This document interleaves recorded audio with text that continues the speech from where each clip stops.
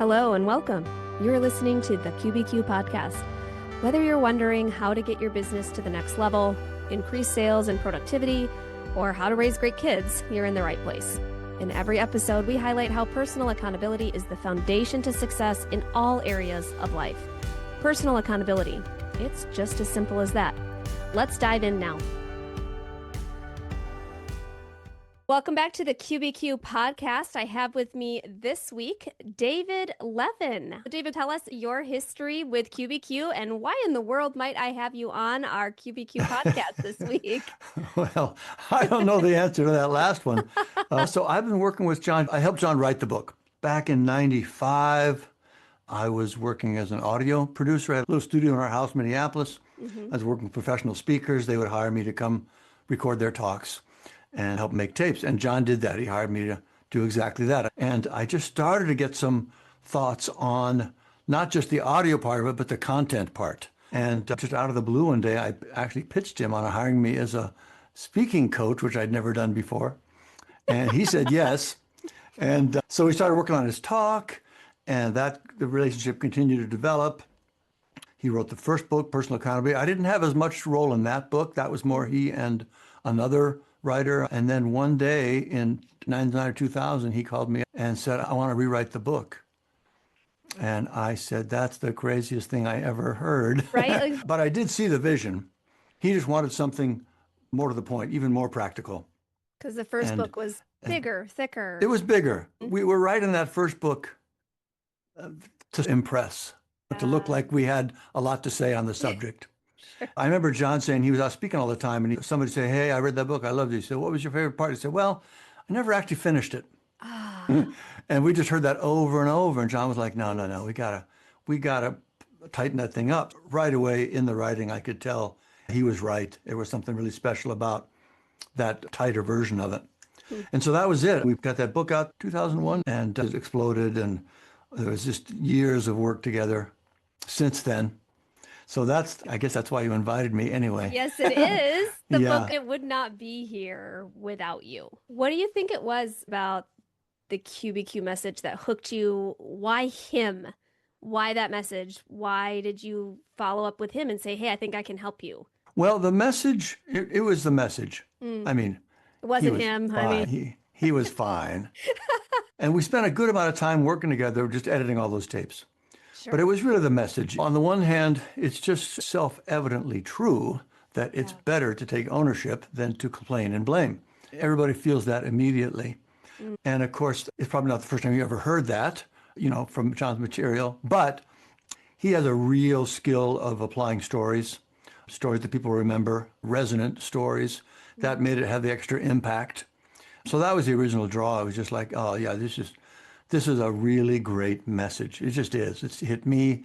It was clear right away. It was hitting other people because his speaking career took off very quickly compared to others in the business. So yeah, I was just drawn to that and the work. I mean, I'm a creative at heart, so just resequencing the talks and seeing how that felt better. It was a great fit. Yeah. It was great fun. Was there a specific moment where you really thought this QBQ message can help me personally? Well, I wouldn't say there's a particular moment. It's been 25 years. It's been integral to my thinking for that long. You can't really imagine yourself outside of that framework. So it helps in every area, relationships, work, everything. And then at a different level, it clearly affected everything I did in my own business too. I mean, first solo book after the stuff with John was Don't Just Talk, Be Heard. Yep, I love it. I actually mentioned him, the QBQ material quite a bit in that book, and also the shape of that book, the size of it and everything. My second book, Raise Your Inner Game, all that was modeled off of the QBQ vision.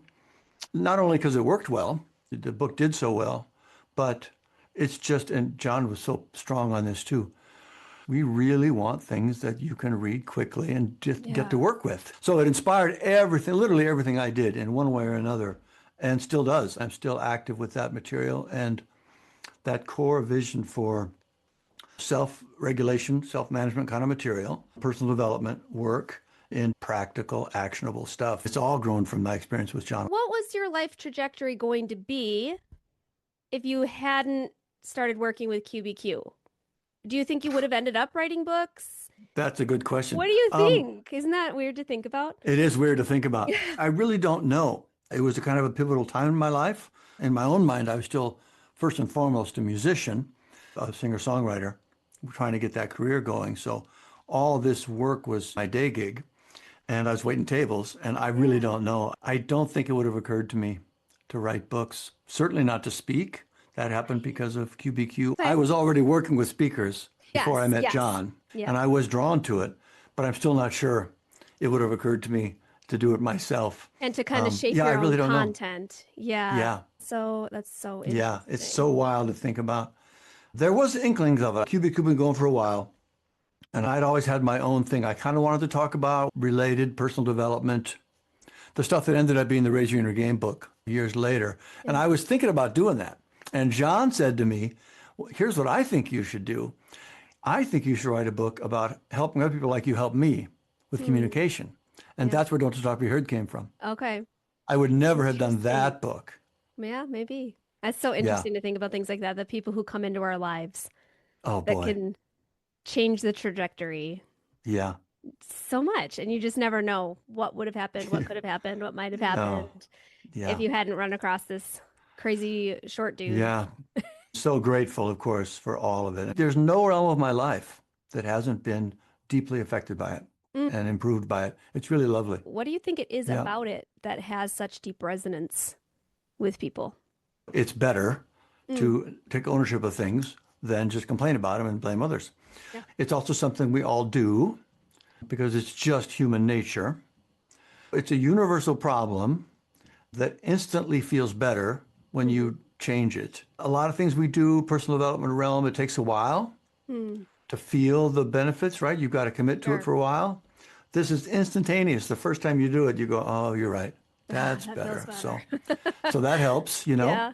And it applies to everything. I remember one of the specific things John brought in our original writing of it was he's got an endless supply of stories. He does. And Such a and gift. they're not business, they're not work-related stories necessarily. It's every area of our lives. But he knew who he was writing it for. That book was written for the workplace issues.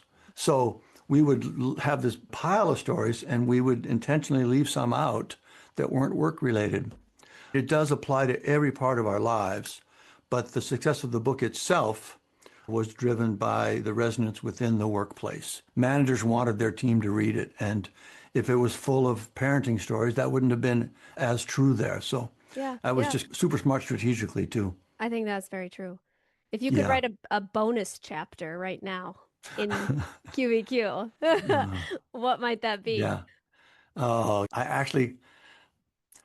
I don't have a good answer for that one. I'll tell you part of the reason why is It's a hard question. Well, he's already done it. Oh, right? Oh, interesting. The rewrite, the updated version at the 10-year point, Yep. that got filled up with That's so everything true.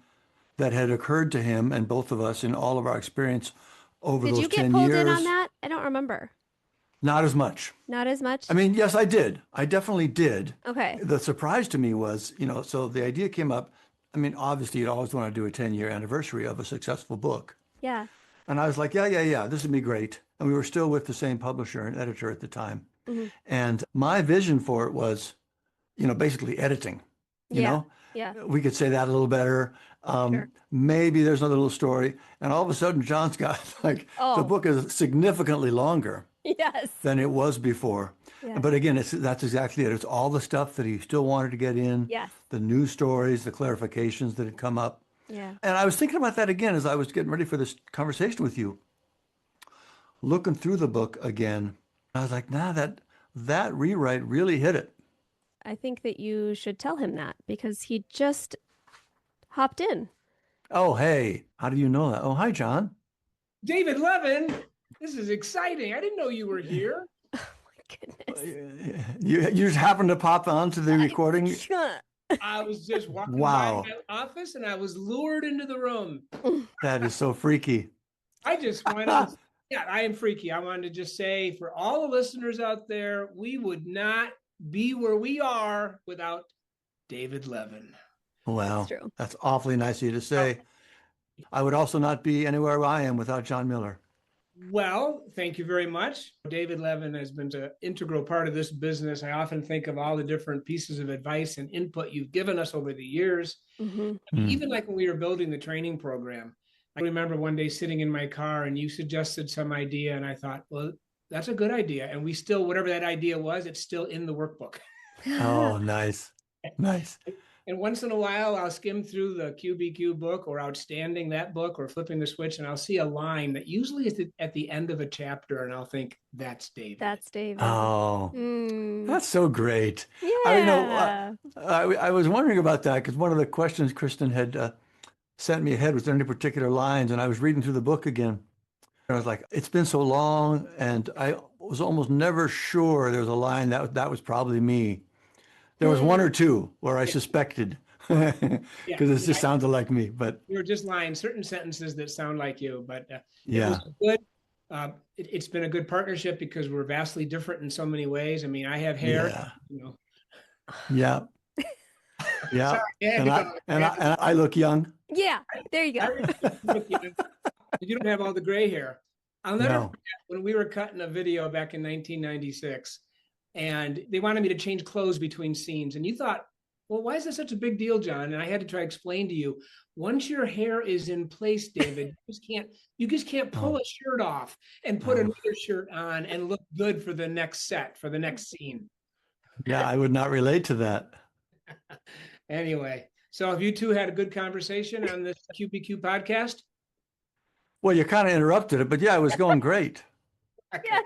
Well, I'm going to sign off and let Kristen continue. And David, I hope if you haven't yet, you tell the world what you're doing now. Oh, well, we will detail I appreciate that a it, little John. bit I really more. do. Yes. All right. Thanks for everything, David, Kristen. Keep on trucking. You do a great job. Thanks, Dad. Thanks, John. Good to see you. Bye. Bye. There's nobody like John Miller. That is true. That is true. One thing about your dad that I have never forgotten is his insane memory for details. My word. Where he spoke, on what day, in what year, and who he spoke for. He still remembers all of it. Yes. I just can't even start. I can hardly remember anything anymore. Yeah. That's really fun.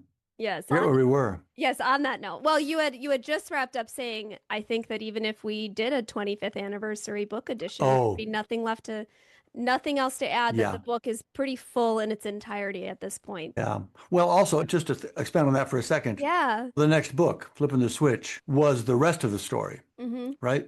So if QBQ, the rewrite of it, really finished the job that it was meant to do. Yeah. And Flipping the Switch was all the other related material, the application material. So especially between those two, I couldn't think of anything. And I think some of the most important things that we, in the most recent rewrite of QBQ, was you used the word clarifying, some of the clarifying that happened. I know there were a couple chapters where we got some frequently asked questions. People would say, what about this? And what about this? One specifically, the accountability and boundaries. We added some expounding in that area because people would say, well, but I'm the kind of person where if I keep asking, how can I serve? What can I do? I'm going to end up doing everyone's work for them. And that doesn't seem very healthy. So saying, no, part of accountability is how can I let go? Shouldn't do everyone's work for them. So how can I accountable boundaries? What can I do to support, but also let people feel the natural consequences or whatever the case may be. So I think that was a really important piece too. 100%. As I think about that now, I don't think there were hardly any chapters that weren't altered. Correct. Expanded. So it wasn't necessarily a whole new idea. It was a lot of clarification. Yes. And fleshing out. And for me, the core of QBQ comes down to the self-management moment. In that moment, you're upset about something. You've got a simple sort of binary choice. Do I do this instinctive, everything else, or do I just stop and say, what can I do about this? And after that, the answer is going to be all kinds of different answers for different people, different situations. But if you can make that initial pivot, you're going to feel better and you're going to do a much better job of dealing with things in a positive way. Boundaries, that's a huge one. That will come up a lot because so many people are servant-hearted and want to help. But at the end of the day, we have to let people sink or swim.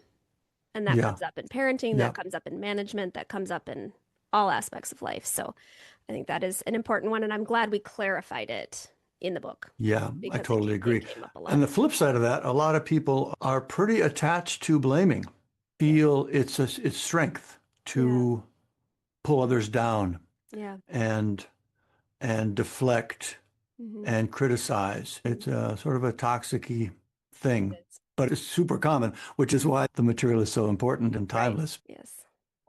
So, dude, tell us, you've mentioned the books that you've written. What have you done Yeah. with those professionally? Tell us the tracks you've taken with the books, with your speaking, with your coaching. Well, like I said, the first book was the Don't Just Talk, Be Heard, which was the lessons I'd learned in doing communication coaching, like with John. But also there was a particular guy who hired me, this is way back 2000 kind of era, to work with his managers. He managed a pretty big region of a pretty large company. And I went out there and I was shadowing them and observing them with their people in their meetings and conversations. I come up with a coaching communication report for them. But I noticed there was a handful of things that I ended up repeating over and over that everybody was pretty much doing. And I thought, that would be a pretty good book. If I'm telling everybody, maybe other people would benefit from it. So that was the Don't Just Talk, Be Heard book.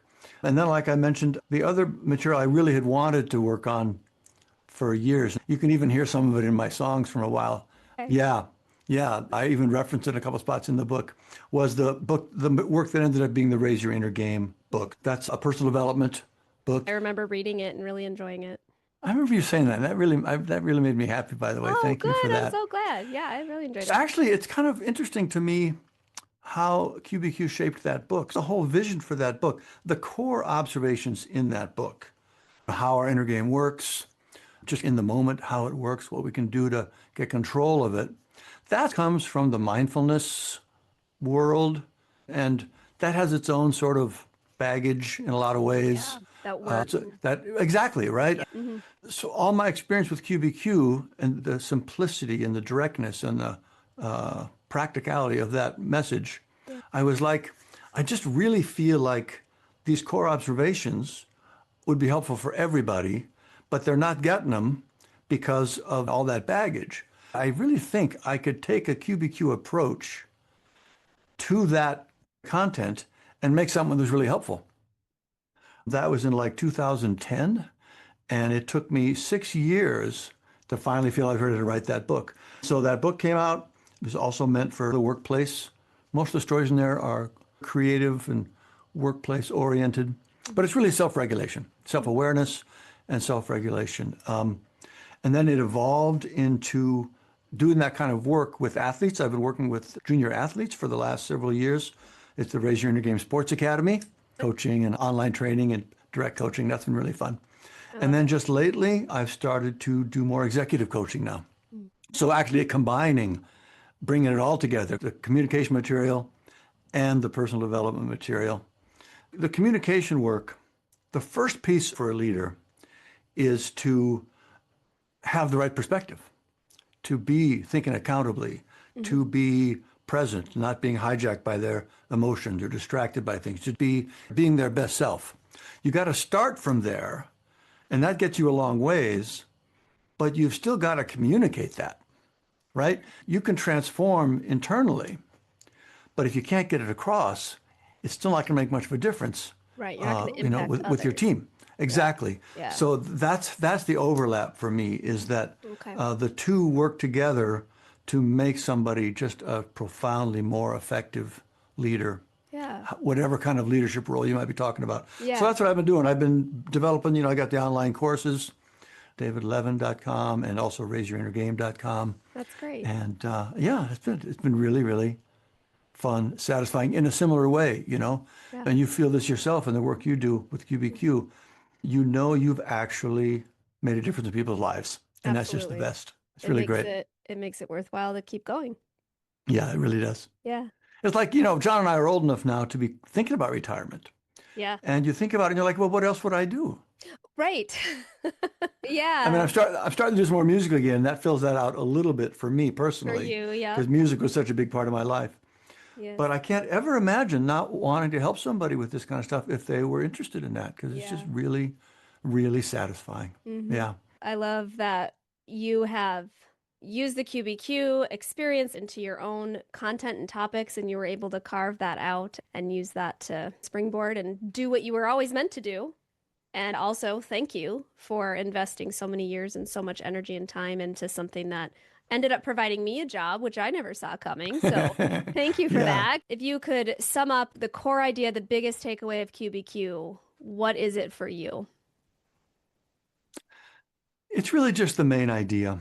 It's that, in those moments, like I talked about that self-regulation piece, in that moment when you catch yourself doing the natural thing, which is to complain and blame, pause, switch that around, and ask, what can I do about it? If that's the fundamental idea, and that all by itself will just have a real positive impact. It's in my life, it has, and it will for anybody. Yeah. No doubt about it. Yeah. I think any human being who is open to growth and change can be impacted by this material. Yeah, 100%. There's no doubt about it. I really appreciate you coming on and giving us the behind the scenes from the breaking apart of the book and the building and the rearranging, and just no one would know about this if not for you. So I really appreciate everything you did to make QBQ and my dad really what he is today. So thank you for that. And thank you for your love for the material and your time and your expertise. So thanks, David. Well, you're very welcome. There's nobody who's benefited more from this than me. So it's one big love fest as far as I'm concerned. Sure is today. Yeah. Wonderful. Well, thank you so much. Thank you. I hope you enjoyed hearing this part of the story of QBQ, the shaping of the book itself, with my dad's creative partner and co-writer, David Levin. If you want to hear the first 4 parts of the story of QBQ, they're the first couple episodes that I launched on the QBQ podcast. So go back and listen to those. We really talked about the early life of John Miller, the leap that launched QBQ, how the message spread across the country, what really put the message of QBQ into the hands of millions. So as always, thank you for listening, for sharing these episodes, for living out personal accountability in your own world. I'm Kristen Lindeen, and this has been the story of QBQ Part 5. Thanks so much for tuning in.